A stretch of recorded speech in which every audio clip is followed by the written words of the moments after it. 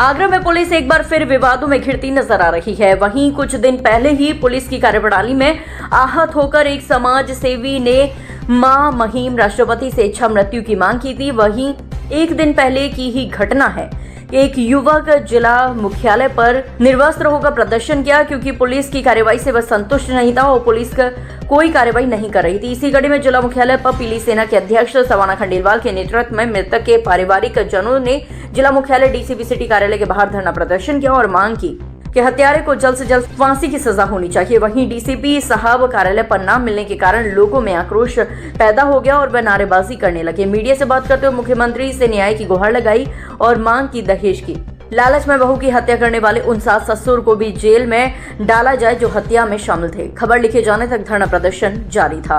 आज हमने मानसी राठौर को लेकर यहाँ प्रदर्शन किया है क्योंकि एक तारीख की घटना है। मानसी राठौर को घर में ससुराल जनों की मार दी, उसकी हत्या की है। उसका उन्होंने कहा कि फांसी लगाकर वो मर गई, जबकि उसके यहाँ गले या दबाने का सीधा सीधा निशान है। पुलिस ने सिर्फ बहुत आसानी से उसके हस्बैंड को, प्रिंस को अरेस्ट किया। वहाँ थाने में बिठाकर उनको बटर नान और ये सब खिलाया जा रहा था। जिस हत्यारे की मार पड़नी चाहिए उसको खातिरदारी हो रही थी, उसके बावजूद उसकी बहन अभी तक इन लोगों को फोन पे गालियां दे रही है, धमकी दे रही है संजना कि मेरे भाई का तुम कुछ बिगाड़ नहीं सकते। उसके माँ बाप अभी तक पुलिस ने किसी को अरेस्ट नहीं किया है। जी सर, आज एक तारीख को मेरी भतीजी का निर्मम हत्या की गई थी और जब से आज तक उसको कोई इंसाफ नहीं मिल रहा है। पुलिस की कार्रवाई है जो कहीं ना कहीं बुरी दिख रही है, उसमें लापरवाही दिख रही है। इस संदर्भ में आज हम लोग यहाँ कलेक्टर पर डीएम साहब को ज्ञापन देने आए हैं और उसके लिए हम लोग सारे इकट्ठे हुए हैं। सारा परिवार, मानस का परिवार इकट्ठा हुआ है। बेटे को इंसाफ के लिए हम लोग यहाँ पर आए हैं। बेटे को अभी न्याय नहीं मिला, उसके साथ ससुर फरार है और जो लड़के की बहन ने बोला कि वो रोज धमकियां दे रही है, हमारे परिवार को, लड़की की भाभी को इतनी धमकियां रोज दे रही है, इस तरीके से धमकियां दे रही है। और हमने पुलिस प्रशासन में कल जाकर इसकी शिकायत भी की थी, तो अभी तक प्रशासन ने उसका ऊपर कोई कार्रवाई नहीं की है, ना ही उसको अरेस्ट किया है लड़के की बहन को।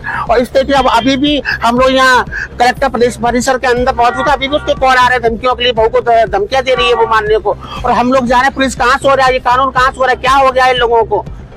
कितनी मोटी बेटी से दहेज मांगा जा रहा था, उनसे पैसे मांगे जा रहे थे, गाड़ी की डिमांड करी जा रही थी। हमने मना करी थी, हमने आपको शादी में सब कुछ दिया है। तो लड़की को टॉर्चर करता था, मारता था, कूदता था। हम उसको यही कहते थे क्यों मारते हैं, तो उसको बहुत मारता था। तो हमने उससे पूछा था, तो ये बताओ टॉर्चर करता था, उस पर ये भी नहीं था, उसको लड़की को बहुत मारता था। हमने उसको समझाया भी था, पर उसको दहेज के लिए मांग के लिए मैं अपनी बेटी के लिए न्याय मांगती हूँ। जब उसको मारा था, उसको लड़की का फोन मेरे पास आया था सुबह 8 बजे। तो मैंने कि बेटा हम अभी आते हैं। तो कह रहा कि मैंने उससे ये भी की थी, तूने लड़की को मारा है, हाँ कर ले, क्या कर लेगी। तो मैंने अभी आ रही हूँ, मैं खड़ा रही हो, जा तू खड़ा है। जब तक मैं वहाँ पे पहुँची थी, तो अब जिसने शादी कराई थी वो मेरे से पहले पहुँच गए थे। उन्होंने बात की तो उनको भी गाली देने लगा था। जब वहाँ पे मैं गई थी बाद में 1-2 घंटे बाद, मैंने जब वो पहुँच गए तो मैं अभी जाऊँगी। जब मैंने अपने लोगों को क्या, तो मैं अपनी नंद को सबको लेके गई, अपनी सासू माँ को लेके गई थी।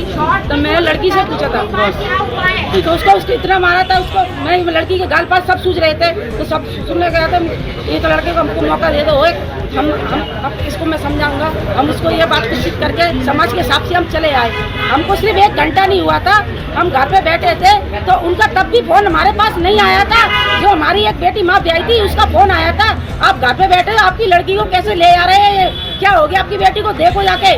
जब हम गए थे हॉस्पिटल में, पूछी कहाँ पर है लड़की, इस हॉस्पिटल में। वहाँ पे पहुँचे तो लड़का वहाँ से फरार हो गया, उस पर छोड़ के लड़की को।